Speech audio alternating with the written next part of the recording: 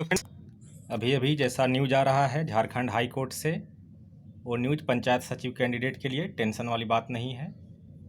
उनका बहाली बिल्कुल और पूरी तरह से सुरक्षित है। जो भी परेशानी हुई है उसका मैं जिक्र करूंगा। जो भी परेशानी हुई है वो विज्ञापन संख्या 21/2016 पर हुई है और ऐसा जजमेंट में बोला जा रहा है। आइए देखिए यहाँ पर जो आ रहा है।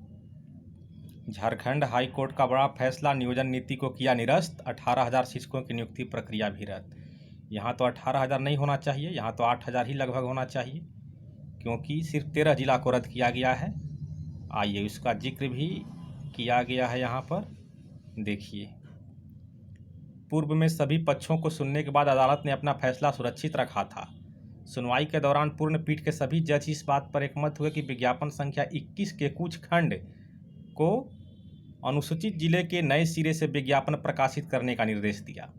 राज्य के अनुसूचित जिलों में पहले से की गई नियुक्तियां भी रद्द कर दी गई हैं। इसके अलावा राज्यपाल के द्वारा अधिसूचना को भी खारिज कर दिया गया है। गैर अनुसूचित जिलों में नियुक्ति होती रहेगी। तो अब सवाल उठता है कि उनका नियुक्ति क्यों रद्द हो रहा है, 13 जिला वालों का। तो एक बात मैं बता देना चाहता हूं, और आप लोग को मालूम भी होगा कि जब नियुक्ति दिया जा रहा था तो उसमें ये मेंशन कर दिया गया था कि आपका अपॉइंटमेंट सोनी कुमारी के केस से प्रभावित होगा। तो उसके तहत वे प्रभावित हो रहे हैं। कोर्ट जो भी बोला है उनको मानना ही पड़ेगा। 11 जिले के लिए जो बोला है कंटिन्यू रहने के लिए तो कंटिन्यू ही रहेगा। इसमें कोई टीजीटी वालों को संदेह नहीं होना चाहिए। पंचायत सचिव पूरी तरह से इसलिए सुरक्षित है, जैसा मैंने अपने पिछले वीडियो में बताया था कि उसके रिजल्ट के नीचे टीजीटी जैसा कुछ नहीं लिखा जा रहा था कि आपका अपॉइंटमेंट प्रभावित होगा या नहीं होगा। और अभी आज का जो ताज़ा रुझान आ रहा है उसमें पंचायत सचिव का कोई जिक्र ही नहीं है, और न ही उस पर कोई केस शुरू से रहा है, न कोई स्टे रहा है। अभी तो बाकी ऑर्डर कॉपी आने के बाद सारा डायग्राम क्लियर होगा, लेकिन फिलहाल यही न्यूज मिल रहा है कि पंचायत सचिव बहाली पर कोई आँच नहीं आने वाला है, बिल्कुल और पूरी तरह से सुरक्षित है।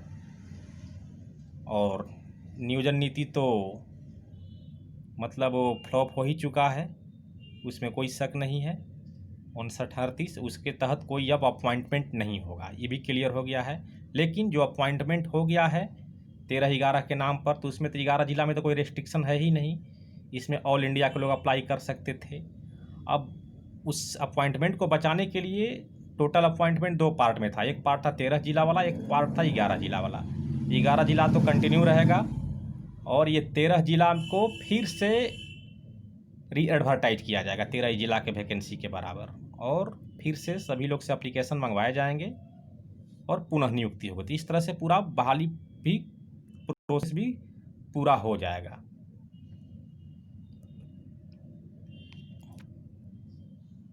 इस तरह से बहाली भी पूरा प्रोसेस हो जाएगा। और बात रहा पंचायत सचिव का, तो नियोजन नीति के तहत पंचायत सचिव नहीं रद्द हो रहा है, और सुप्रीम कोर्ट का जो डिसीजन आता है आए दिन, तो उनका यही कहना है कि बहाली को किसी तरह से बचा लेना है। या तो पूरी तरह से बचा लीजिए या कुछ मॉडिफिकेशन के साथ बचा लीजिए। तो उसी मॉडिफिकेशन के साथ तो आपको टीजीटी का बहाली बचने जा रहा है। 11 जिला को तो बच गया है, 13 जिला का भी उस आधार पर बच रहा है कि उनका री एडवर्टाइज किया जाए उतना ही वैकेंसी का, जो आपके स्क्रीन पर सामने दिख रहा है। अनुसूचित जिलों की रिक्तियाँ, आप वो एडवर्टाइजमेंट भी आप लोग को हम दिखा रहे हैं। अनुसूचित जिलों की रिक्तियाँ हैं, फर्स्ट पार्ट में लिख दिया गया है 8,000 समथिंग आएंगे, और दूसरा पार्ट में 11 जिला को किया गया है। तो उसके एक पार्ट को मतलब कैंसिल करके नया एडवर्टाइज मंगाया गया है। ऐसा नहीं कि बिल्कुल कैंसिल कर दिया गया है, नहीं, उसके लिए री एडवर्टाइज किया जाएगा।